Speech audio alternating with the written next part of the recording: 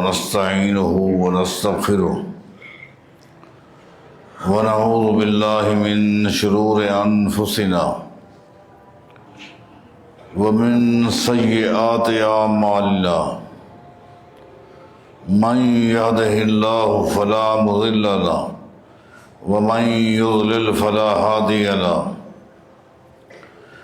وأشهد أن لا إله إلا الله وحده لا شريك له وأشهد أن محمدا عبده ورسوله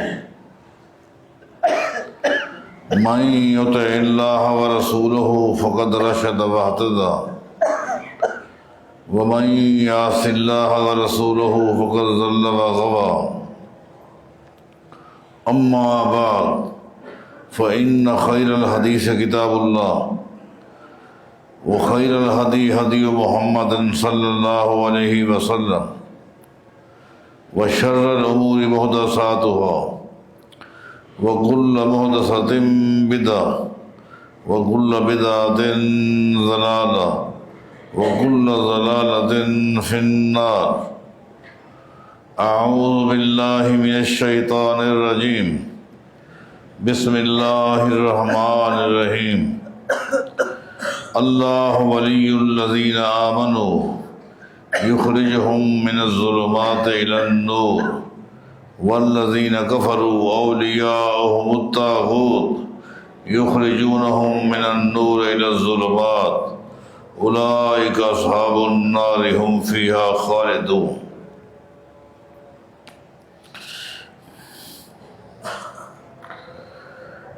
عقیدے کے اہم ترین عنوان پر گفتگو ہو رہی ہے.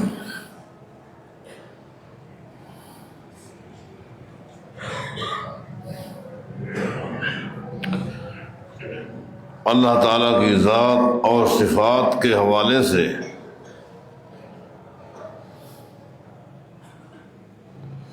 قرآن و حدیث کے دلائل، اسی طرح سلف صالحین کے اقوال، ان کا منہج، ان کی فکر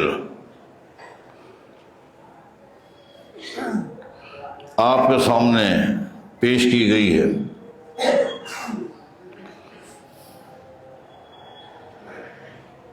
ہر دور کے مسلمانوں کا یہ عقیدہ رہا ہے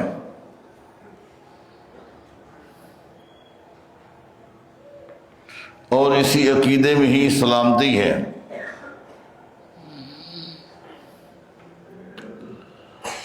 سن 6 صدی ہجری کے ایک بزرگ گزرے ہیں،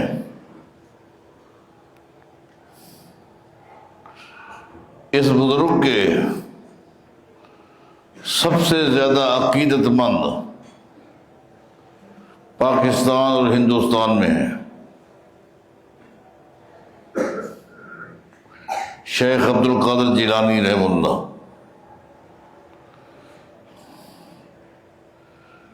عقیدت میں کوئی اختلاف نہیں ہے. بزرگوں کے ساتھ محبت کرنا، ان کا احترام کرنا، ان سے عقیدت رکھنا، یہ اچھا عمل ہے، یہ اچھی سوچ ہے. لیکن 2 چیزیں ہیں جن میں اختلاف ہے. ایک ہے عقیدے میں غلو کرنا. غلو کا مطلب یہ ہے کہ کسی شخصیت کو اس کے مقام سے آگے لے جانا، اس کے مقام سے، اس کی حیثیت سے بڑھا کر پیش کرنا، یہ غلو ہے. قرآن و حدیث میں بڑی سختی کے ساتھ غلو سے بچنے کا حکم دیا گیا ہے. ایاکم الغلو، لوگوں اپنے آپ کو غلو سے بچو. فَإِنَّمَا هَلَكَ مَنْ كَانَ قَبْلَكُمْ الْغُلُو. پہلی قومیں جو برباد ہوئی ہیں، پہلی قوموں کی ہلاکت کا بنیادی سبب یہی رہا ہے کہ انہوں نے غلو اختیار کیا. اس لیے نبی علیہ السلام فرمایا کرتے تھے لا تطرونی کما اطرت النصارى مسیح ابن مریم، خبردار، مجھے میرے رب نے جو مقام دیا ہے اس مقام سے مجھے آگے نہیں لے جانا، جیسے نصارہ نے عیسیٰ علیہ السلام کو جو اللہ نے مقام دیا تھا اس سے آگے لے گئے۔ وقالت النصارى مسیح ابن اللہ، اتنا آگے لے گئے حتیٰ کہ انہوں نے کہہ دیا عیسیٰ اللہ کا بیٹا ہے۔ یہودیوں نے کہا عزیر اللہ کا بیٹا ہے۔ واللہ لا احب ان ترفعونی ما رفعنی اللہ، واللہ لا احب ان ترفعونی فوق ما رفعنی اللہ، جو اللہ نے مجھے مقام دیے، جو عزت دیے، اس سے مجھے آگے مت لے جاؤ، مجھے یہ بات پسند نہیں۔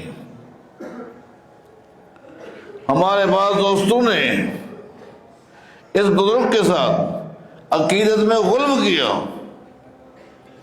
اور ایسے ایسے القاب دیے، اور ہر لقب کے پیچھے پھر ایک کہانی، ایک داستان ہے، ایک قصہ ہے جو سنایا جاتا ہے۔ غوث اعظم کا رقم دے دیا، دستگیر کہہ دیا۔ ایک تو یہ اختلاف ہے، عقیدت کرو، احترام کرو، محبت کرو، لیکن محبت میں غلو نہ کرو۔ دوسرا اس سے بڑھ کر جو اختلاف ہے وہ یہ ہے، کیا عقیدت صرف ذات کے لیے ہے؟ ذات کی حد تک عقیدت ہے، اس کی سیرت کے ساتھ کوئی محبت نہیں، اس کے عقیدے کے ساتھ، اس کے عمل کے ساتھ، اس کے طریقے کے ساتھ محبت دور کی بات ہے، نفرت ہے۔ یہ کیسی عقیدت ہے؟ ذات کو اس قدر اوپر لے جانا اور اس کے عمل سے، اس کے طریقے سے نفرت، یہ بات ہمیں سمجھ نہیں آتی۔ آپ کے علماء شیخ کے بارے کیا کہتے ہیں مت سنو، ہم کیا کہتے ہیں اس شیخ کے بارے مت سنو، اس شیخ کی اپنی لکھی ہوئی کتابیں وہ پڑھ لو۔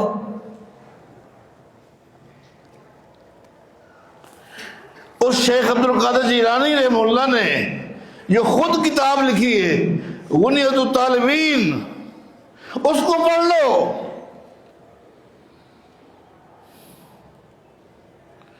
کتاب ان کی لکھی ہوئی، مزے کی بات ہے اس کتاب کا اردو میں ترجمہ بریلوی مکتب فکر کے عالم نے کیا، چھاپا انہوں نے۔ کسی اور نے ترجمہ کیا ہوتا تو آپ کہتے اس نے ڈنڈی ماری، اس نے ترجمہ صحیح نہیں کیا، مکتبے والے نے کچھ باتیں نکال دی۔ کتاب اس بزرگ کی، اس کا اردو میں ترجمہ اسی مکتبہ فقہ کے عالم نے کیا، مکتبہ انہی کا، اسی کتاب کو پڑھ لو۔ وہ بار بار نصیحت کر رہے ہیں، جب بھی نماز شروع کرو، چاہے فرض ہو، سنت ہو، وتر ہو، تہجد کی نماز ہو، اشراق کی نماز ہو، چاش کی نماز ہو، کوئی بھی نماز ہو، جب بھی نماز پڑھو، نماز شروع کرتے وقت بھی رفع الدین کرو، رکوع میں جاتے ہوئے رفع الدین کرو، سر اٹھاتے ہوئے رفع الدین کرو۔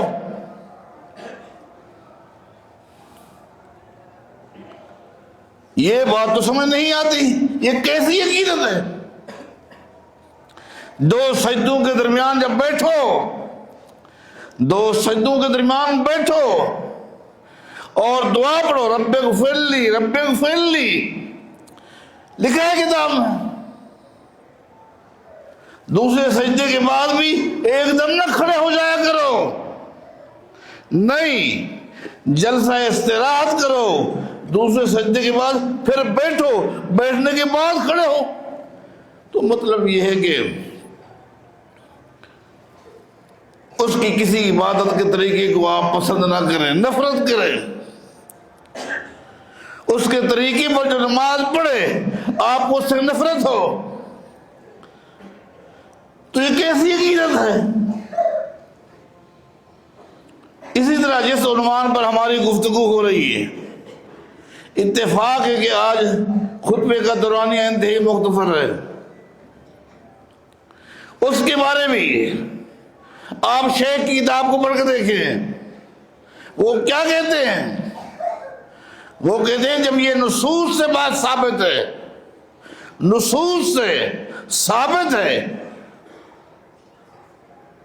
کہ اللہ تعالیٰ عرش پر مستوی ہے، الرحمن علی العرش استوى، رحمان عرش پر مستوی ہے، ثم استوى علی العرش،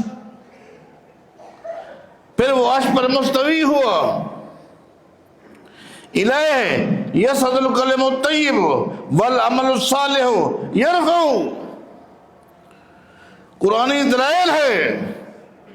اگر اللہ تعالیٰ عرش پر مستوی نہیں ہے تو پھر لوگوں کے نیک عبادات، تلاوتیں یہ آسمانوں کے اوپر کیوں جاتی ہیں؟ جب اللہ اپنی ذات کے لحاظ سے ہر جگہ ہے، ان کلمات کا شیخ کہتے ہیں اوپر جانے کا کیا مطلب ہے؟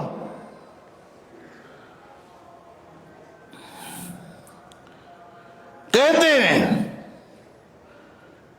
جب صحابی نبی علیہ السلام کے پاس آیا، آ کر کہا میرے پاس لونڈی ہے، میں اس کو آزاد کرنا چاہتا ہوں، لیکن اس کے ایمان کا پتہ نہیں چل رہا، سن لیتی ہے بول نہیں سکتی، تو نبی علیہ السلام نے بلایا، نبی علیہ السلام نے اس سے 2 سوال کیے اس لونڈی سے۔ پہلا سوال این اللہ، اللہ کہاں ہے؟ فاشارت الی السماء، اس لونڈی نے آسمانوں کی طرف اشارہ کیا۔ دوسرا سوال نبی علیہ السلام نے کیا، من انا، میں کون ہوں؟ تو اس لونڈی نے نبی علیہ السلام کی طرف اشارہ کیا اور آسمان کی طرف اشارہ کیا کہ آپ اللہ کے رسول ہیں، انت رسول اللہ۔ نبی علیہ السلام فرماتے آتکھا فإنہا مومنہ، اس کو آزاد کر دو، یہ مومنہ ہے۔ یہ حدیث پہلے میں آپ کو سنا چکا ہوں۔ شیخ دلائل دیتے ہیں اللہ تعالیٰ عرش پر مستوی ہے، ہاں شیخ کا موقف ہے اللہ تعالیٰ کا علم، اللہ تعالیٰ کے علم سے کوئی جگہ خالی نہیں ہے۔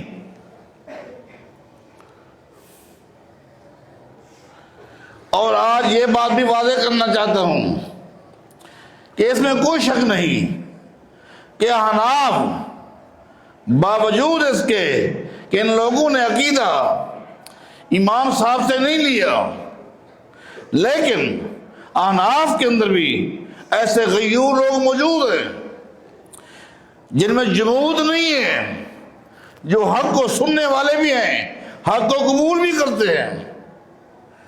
انہوں نے جب نصوص کو دیکھا، دلائل کو دیکھا، تو انہوں نے جمود کو توڑ کر حق کو قبول کیا ہوا ہے۔ ایسی بات نہیں ہے۔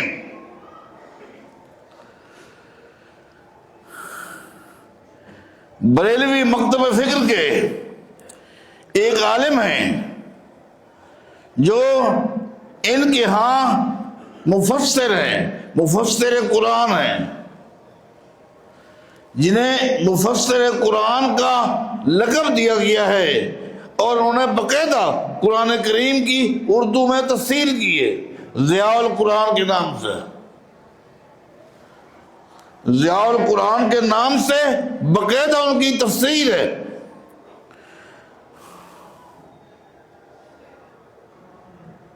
یہ کون ہے؟ پیر کرم شاہ الازہری، پیر کرم شاہ الازہری، یہ اس عالم کا نام ہے، بریلوی مکتب فقہ کے آدمی ہیں۔ اپنی تفسیر میں کہتے ہیں، اپنی تفسیر میں لکھتے ہیں اللہ تعالیٰ اپنے عرش پر جلوہ فرما ہے،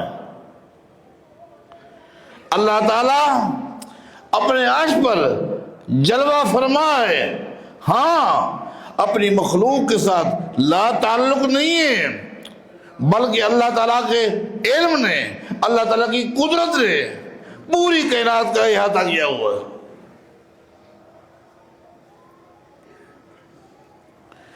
دیوبندی مکتب فقہ کے ایک بہت بڑے عالم دین گزرے ہیں،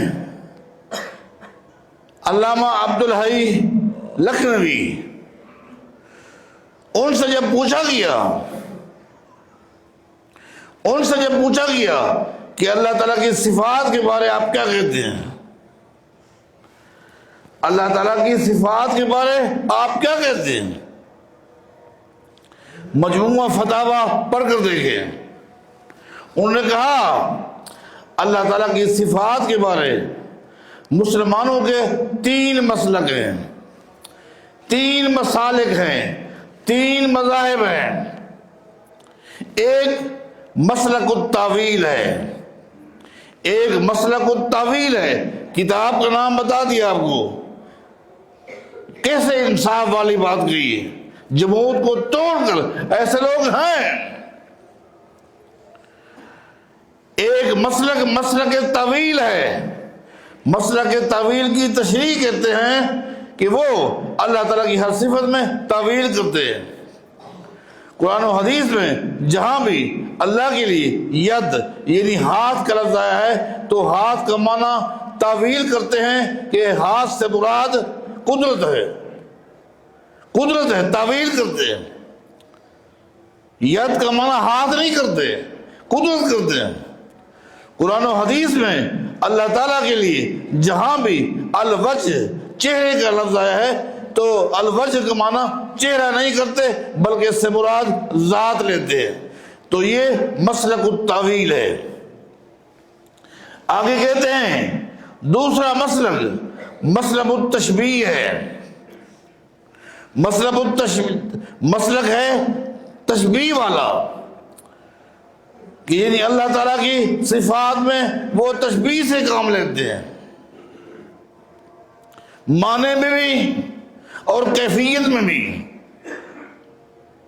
اور تیسرا مسلک ہے جو اللہ تعالیٰ کی صفات کو مانتے ہیں بغیر تعطیل کے، بغیر تکییف کے، بغیر تشبیہ کے، بغیر تمثیل کے۔ جب ان سے پوچھا جاتا ہے اللہ تعالیٰ کی ذات کہاں ہے تو کہتے ذات کے لحاظ سے عرش پر مستوی ہے۔ استفاء کی کیفیت کیا ہے وہ کہتے استفاء کی کیفیت ہم نہیں جانتے، جیسے اللہ کی ذات کو لائے گئے۔ اللہ کے ہاتھ ہیں ہم مانتے ہیں، کیسے ہیں جیسے اللہ کی ذات کو لائے گئے۔ اللہ کے لیے بلی ہے، کیسی ہے جیسے اللہ کی ذات کو لائے گئے۔ آگے کہتے ہیں انصاف کی بات یہ ہے، یہ تیسرا مسلک یہ حق پر ہے، یہ تیسرا مسلک حق پر ہے، جو تعویل سے کام نہیں لیتے، تشبیہ سے کام نہیں لیتے، تمثیل سے کام نہیں لیتے، تکییف سے کام نہیں لیتے، تمثیل سے کام نہیں لیتے، فرماتے ہیں یہ مسلک حق پر ہے۔ آگے کہتے ہیں یہ مسلک کیوں نہ حق پر ہو، تمام صحابہ، تابعین، ائمہ دین، محدثین، محققین تمام کا یہی مسلک تھا۔ تو یہ وقت کی نزاکت پر چند حوالے دے کر آپ کو واضح کیا کہ ہر دور کے مسلمانوں کا یہ عقیدہ رہا ہے۔ احناف کے اندر بھی ہر دور میں ایسے لوگ رہے ہیں جنہوں نے جمود کو توڑ کر حق کا اعتراف کیا اور حق کو قبول کیا۔ چونکہ یہ عقیدہ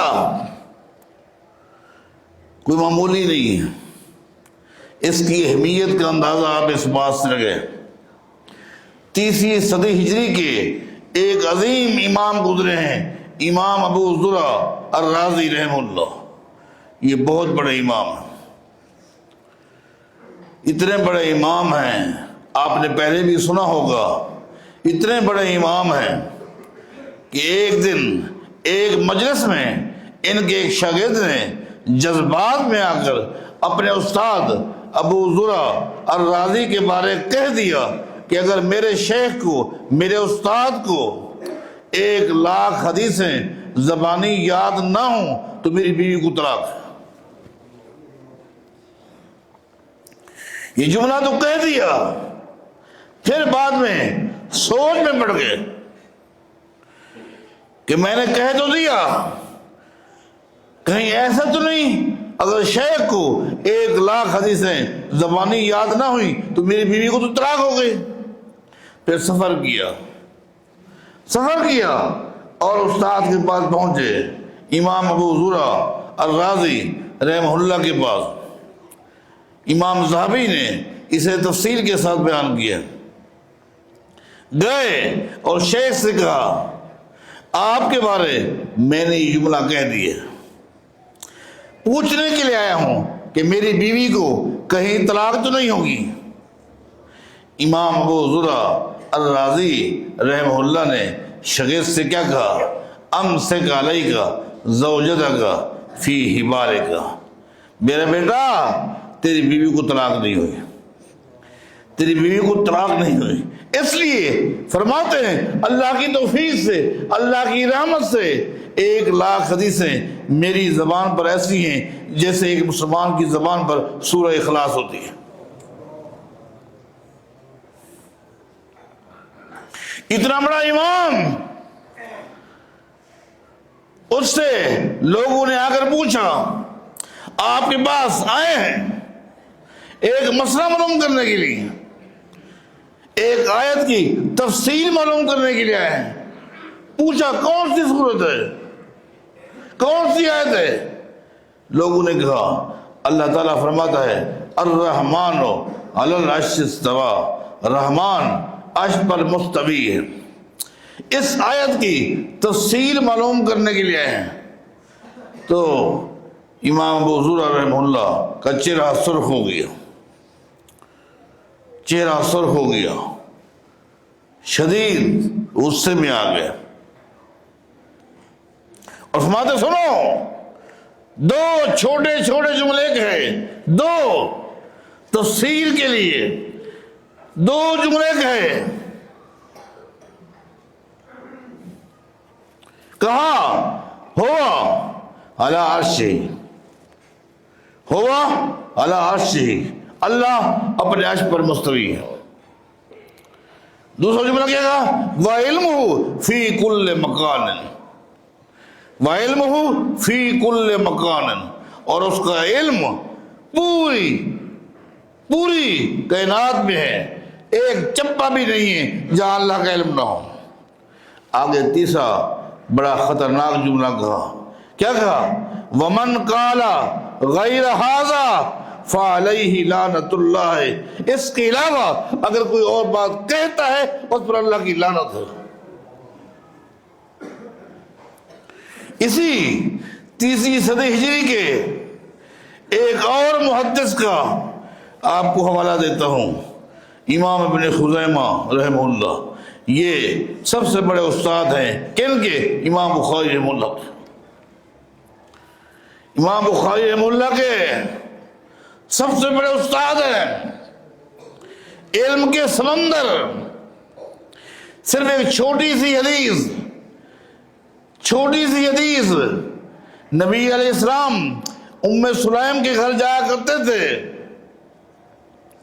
ان کے معصوم بیٹے جس کا نام عمیر تھا، اس نے چڑیا پالی ہوئی تھی، ایک پرندہ پالا ہوا تھا، ایک دن وہ مر گیا۔ عمیر روتا تھا، نبی علیہ السلام جب جاتے ان کے گھر میں تو بچے کو کبھی خوش کرتے کبھی رلاتے تھے۔ بچے کا رونا بھی اچھا لگتا ہے اور ہنسنا بھی اچھا لگتا ہے۔ بچے سے پوچھتے یا عمیر ما فعل النغیر، تیرے پرندے کا کیا بنا؟ وہ رونے لگ جاتا۔ اب یہ حدیث اگر مجھ طالب علم سے کوئی پوچھے اس حدیث سے کتنے مسائل نکلتے ہیں، میں 2-3 مسائل بتاؤں گا کہ میرے علم کے مطابق یہ ہے کہ بندہ پرندہ پال سکتا ہے، اس کے کھانے پینے کا اہتمام کرے، پال سکتا ہے۔ اس حدیث سے یہ بھی نکلتا ہے بچے کو ہنسایا بھی جا سکتا ہے، رلایا بھی جا سکتا ہے۔ 2 مسئلے، 3 مسئلے، 4 مسئلے۔ امام ابن خزیمہ رحم اللہ کتنے بڑے امام تھے، کتنے بڑے عالم تھے، محدث تھے، اس حدیث سے مسائل نکالتے گئے، وہ مسائل اتنے نکالے کہ وہ کتاب بن گئی، اس کتاب کی 4 جلدیں ہیں۔ اس اتنے بڑے امام نے کہا سنو، اللہ تعالیٰ اپنے عرش پر مستوی ہے، جو شخص نہیں مانتا فَهُوَ كَافِرٌ بِرَبِّهِ، وہ چوٹی کا کافر ہے، وہ کافر ہے جو اللہ تعالیٰ کی ذات کے بارے کہتا ہے اللہ کی ذات ہر جگہ ہے، وہ کافر ہے۔ آگے کیا کہا؟ اگر کسی اسلامی ریاست میں ایسا شخص رہتا ہو جس کا یہ عقیدہ ہو اللہ اپنی ذات کے لحاظ سے ہر جگہ ہے، تو اس ریاست کے حاکم کی ذمہ داری ہے اس کو بلائے اور اس کو کہے یستتاب، توبہ کر، یہ تیرا عقیدہ کفر ہے، فَإِن تَابَ، اگر وہ توبہ کرے تو ٹھیک ہے، اگر وہ توبہ نہ کرے الا ضربت عنقہ، اس کی گردن کاٹ کر رکھ دیا، اس کو قتل کر دیا جائے، اور قتل کرنے کے بعد اس کی لاش کو آبادی سے دور جہاں گند ہوتا ہے، کچرا ہوتا ہے، وہاں اس کی لاش کو پھینک دیا جائے تاکہ آنے جانے والے کو اس کی بدبو سے تکلیف نہ ہو۔ اب سوال یہ ہے یہ عقیدہ کن لوگوں کا ہے، ان کے دلائل کیا ہیں، یہ باتیں آنے والے جمعہ میں تفصیل کے ساتھ انشاءاللہ بیان کی جائے گی۔